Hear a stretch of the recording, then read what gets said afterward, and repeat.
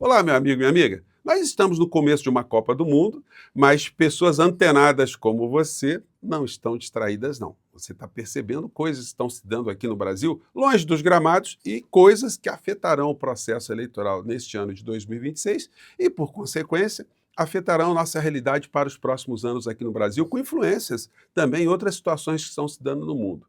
Por isso essa eleição no Brasil é tão importante e por isso os acontecimentos que nós analisamos paralelamente à Copa, são fundamentais, como, por exemplo, algo que já começa a dar muito na pinta: o comportamento parcial e suspeito do ministro André Mendonça. Se a gente da direita não gosta tanto de levantar essas questões, suspeições, impedimentos, amizades, enfim.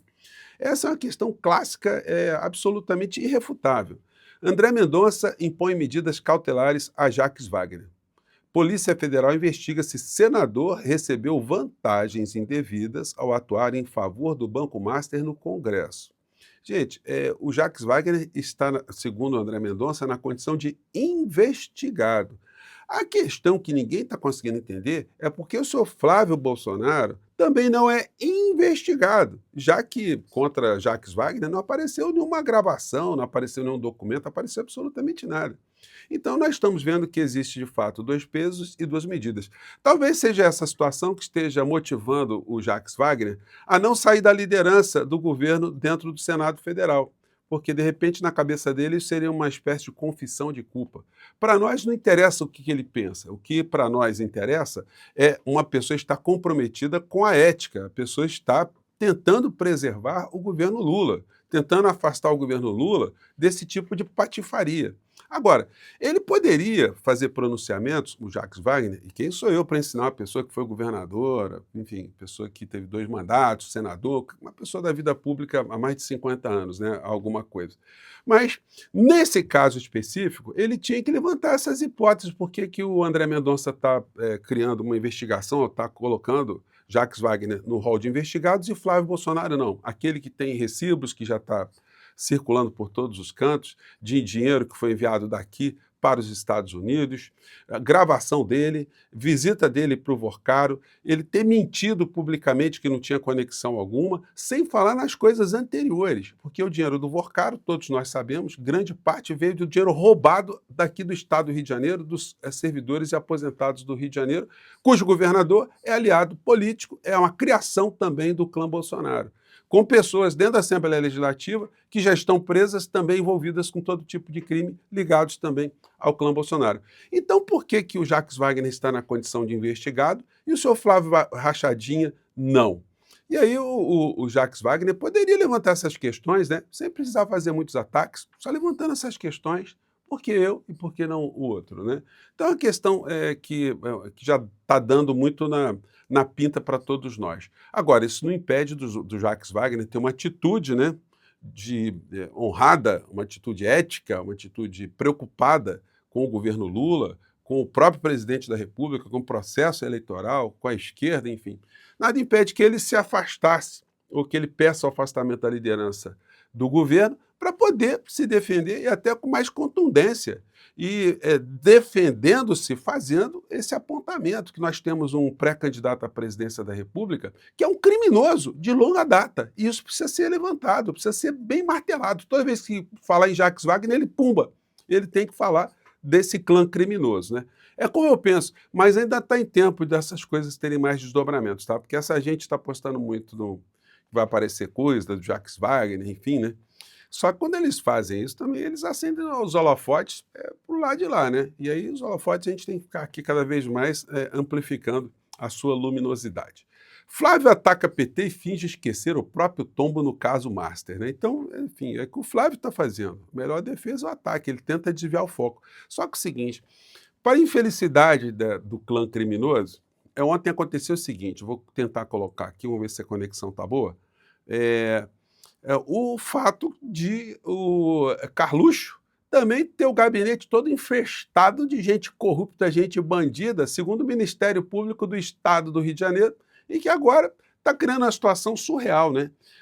Existia uma quadrilha dentro do gabinete do chefe do gabinete, né? Do dono do gabinete, o senhor Carluxo, e o crime rolava soltíssimo e ele não sabia de absolutamente nada, ele não tirou nenhum tipo de proveito. Quem é que acredita numa história dessa? Vamos ver essa matéria aqui, vamos lá. A Justiça do Rio de Janeiro aceitou a denúncia do Ministério Público contra o ex-chefe de gabinete de Carlos Bolsonaro na Câmara Municipal do Rio e outros 6 assessores por organização criminosa e peculato, que é o desvio de dinheiro público. A Globo News teve acesso com exclusividade à decisão e que destaca, nessa decisão, existir fundados indícios da rachadinha, aquele esquema em que funcionários devolvem a maior parte ou parte dos seus salários para quem os contratou, só que o dinheiro, no caso, é público. A reportagem é do Marcelo Bruzzi e do Marcelo Gomes. A decisão da Justiça detalha as acusações do Ministério Público contra ex-funcionários do gabinete de Carlos Bolsonaro na Câmara Municipal do Rio de Janeiro. 7 pessoas vão responder por organização criminosa e peculato, que é o desvio de dinheiro público. O juiz Marcelo Rubioli destacou que a investigação apurou a existência de um esquema de rachadinha no gabinete do vereador Carlos Bolsonaro e que a justa causa para o recebimento da denúncia restou amplamente comprovada. O ex-vereador não está na lista dos denunciados. O documento aponta que Jorge Luiz Fernandes seria líder e mentor da organização. Ele foi nomeado em 2001 e, a partir de 2018, assumiu a função de chefe de gabinete. A decisão afirma que Jorge era amigo da família Bolsonaro e articulou a nomeação dos demais denunciados. A Justiça aponta que cada um dos assessores, após receber seus salários, realizava transferências e saques em benefício de Jorge. Entre os acusados que viraram réus está a mulher do ex-chefe de gabinete. Regina Célia foi nomeada em 2005 e, segundo as investigações, repassou mais de R$800 mil para a conta do marido. Gente, o que acontece é o seguinte, o clã Bolsonaro, eles nunca pensaram que poderiam chegar tão longe na estrutura de poder do nosso país. E é o seguinte, aí, em português, claro, eles roubavam descaradamente, porque eles operavam no submundo, então achava quem vai ficar preocupado com a gente, né? Só que o pai acabou chegando à presidência da República. Aí os holofotes começam a ser acesos e começam a descobrir o comportamento bandido de todo o clã. Outra assessora, Jussiara da Conceição Raimundo da Cunha, é acusada de ter movimentado cerca de R$650 mil entre saques e transferências. A Justiça determinou um prazo de 10 dias para os acusados apresentarem a defesa por escrito. Depois de analisar as explicações de cada um dos 7 réus, o juiz do caso vai marcar as datas para os depoimentos das testemunhas. Aliás, uma pergunta boa para fazer para o Flávio Bolsonaro, né? Seu Flávio, teu irmão lá, teu gabinete estava todo mundo roubando. O teu irmão é otário ou é ladrão? É a pergunta, né? A denúncia contra os ex-assessores de Carlos Bolsonaro, agora aceita pela Justiça, foi apresentada em setembro de 2024. Na época, o Ministério Público decidiu arquivar a apuração contra o vereador, que também era investigado. O promotor Alexandre Murilo Graça, responsável pelo caso, alegou que depoimentos, relatórios e laudos não indicaram a circulação de valores ou pagamentos para Carlos Bolsonaro. No início de 2025, o juiz Thales Nogueira Cavalcante Venâncio Braga discordou dos argumentos apresentados pelo promotor, concluiu que a investigação tinha omissões e contradições e enviou o caso para análise da Procuradoria-Geral de Justiça. Em março desse ano, o Ministério Público do Rio resolveu reabrir o caso contra o ex-vereador Carlos Bolsonaro pela suspeita da rachadinha. Que beleza, hein? Ele agora está disputando a eleição lá em Santa Catarina para pré-candidato ao Senado. Então, seus catarinenses, senhores catarinenses, tá aí, ó. Vocês vão importar aí um rachador para vocês aí? Fica a questão. Olha a notícia interessante, gente. Ucrânia aceita a proposta de Lula de ajuda para negociar paz, diz assessor. Então, uma matéria muito importante, né? O Zelensky aí falou, Lula, então, eu tô dentro aí, vamos nessa. Coisas muito importantes que aconteceram junto com isso ontem. Vamos vendo só as pautas positivas e como é que a imprensa trata, né? Isso aí saiu notinha. Lula anuncia 89.300.000 para o hospital oncológico que se tornou 100% SUS. Então, Lula foi lá para inaugurar essa parceria, né, essa aquisição. A rede Mário Pena, hospital oncológico, que agora está com todos os equipamentos para radioterapia, quimioterapia, tomografia, enfim, tudo isso assim de última geração. E depois ele foi para inaugurar um hospital universitário em Divinópolis, em Minas, né? Só que é o seguinte, o hospital também, com um investimento grande, o hospital universitário vai formar quadros especializados para várias áreas da medicina, mas o que se sai, o que tem mais destaque na imprensa, se você pesquisar Lula, você vai ver isso aqui, ó. Após Lula falar que Neymar é o primeiro convocado home office, site oficial do atacante solta indireta, no day off. Olha só, gente, isso está em todos os jornais. Uma brincadeira que o Lula falou sobre o Neymar na inauguração de um hospital. Ninguém nem fala que ele falou, eu estava na inauguração do hospital, tarará, tarará, tarará. Então, é um negócio complicado. Hoje, neste sabadão, eu vou às ruas e vou fazer entrevista com pessoas aí. Essas pessoas sabem dessas histórias todas aí, né? Vamos ver como é que pensa o povo de verdade, né? Aliás, estou fazendo isso acompanhado de uma equipe de TV, graças ao apoio que vocês estão já dando por aqui no nosso portal, para a nossa vaquinha. Eu não posso utilizar esse recurso agora, mas é um recurso que a gente vai poder utilizar para a pré-campanha. E eu quero agradecer a todos vocês, porque ontem nós estávamos atrás do senhor Marcel Van Hatten. Como o Marcel Van Hatten é a terceira pré-candidatura em número de pessoas que estão apoiando ele.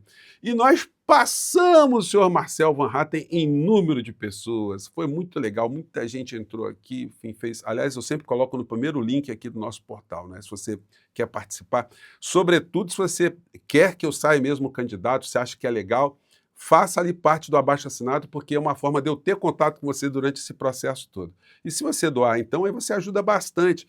Porque, gente, olha só, essa história toda, o esclarecimento que eu fiquei devendo aqui, é uma história muito interessante de você ter um site oficial registrado, referenciado pelo Tribunal Superior Eleitoral.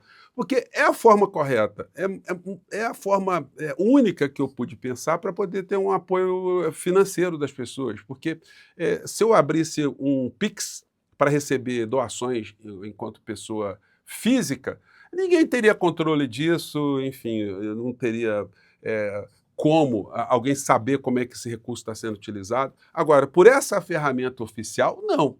Ali está tudo catalogado, todas as pessoas que fizeram as doações, e depois a prestação de contas terá que ser feita junto ao Tribunal Superior Eleitoral, TRE, porque senão, se a prestação for capenga, ou se alguém estivesse dando bem no meio dessa história, vai ficar inelegível, né? Enfim, então nós estamos fazendo tudo direitinho, está muito legal, e agora nós já estamos atrás apenas em recursos, em doações do senhor Gustavo Gaia, mas nós vamos chegar lá, estão deixando a gente sonhar.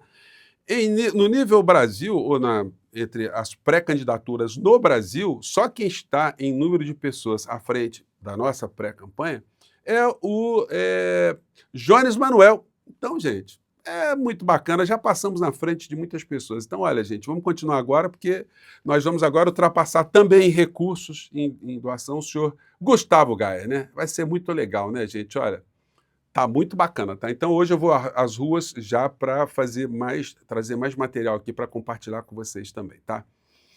O senhor Silas Malafaia ficou pé da vida porque, enfim, pegaram aqui vídeo dele dando entrevista dizendo, olha, que não vota em corrupto e coisa e tal, né? E aí ele sentiu o drama, falou assim, epa, eu vou me explicar aqui porque estão dizendo que eu não vou apoiar o Flávio Rachadinha. Aí ele fez um vídeo tentando esclarecer com esse tipo de fala aqui. Flávio Bolsonaro de corrupto, quando eu disse, bem, se nós não podemos e não devemos tolerar a corrupção da esquerda, se tiver corrupção na direita, nós também temos que combater. Eles editam isso para dizer que eu abandonei o Flávio e chamei ele de corrupto. Isso é mentira. O senhor Silas, o senhor coloca as suas duas mãos no fogo? O senhor pode afirmar assim, o senhor tem que fazer um vídeo assim. Flávio Bolsonaro é um homem honesto. Flávio Bolsonaro não é corrupto. Flávio Bolsonaro nunca fez rachadinha no gabinete dele. Flávio Bolsonaro nunca recebeu 1.512 depósitos em dinheiro, inexplicavelmente, nas suas contas. Flávio Bolsonaro comprou uma mansão em Brasília, totalmente de forma legal, de forma lícita. Aproveita também e defende o Sóstenes Cavalcante, que é seu braço direito, de aqueles quase 500 mil reais que apareceu no apartamento dele. Aliás, o senhor vai ter que ter uma imaginação Júlio Verneana, né? Nem Júlio Verne poderá imaginar. Então, o senhor é o seguinte, o senhor Silas Malafaia, o senhor vai defender honestidade de Flávio Rachadinha, aproveita e defende também do Carluxo, né? Por que o filme do seu pai foi bancado pelo Borcaro? Mentira, já sobre isso. É que a gente tá fazendo... Olha a risada do capeta, gente. A risada do demônio, porque o mentiroso, segundo a Bíblia, né, ali é coisa do demônio, do capeta. Mas o senhor Silas Malafaia só está devendo, inclusive, explicações também, né? O senhor disse que iria dar uma opinião sobre o áudio, a conversa, o encontro do Flávio Rachadinha com o Borcaro, mas só está mudinho, né? E o Flávio Rachadinha, que disse que ia prestar contas, como eu disse para vocês, ele não prestou contas de absolutamente nada e não prestará. Agora, nós temos que cobrar essas coisas todas, né? A imprensa tem que cobrar. A imprensa está muito mal qualificada ultimamente, né? Temos que fazer aqui a autocrítica desse setor importante nas democracias. Bom, eu fico por aqui, vou lá para as ruas conversar com o povo e mais tarde eu volto aqui para falar com vocês, tá bom? Um grande abraço, tchau.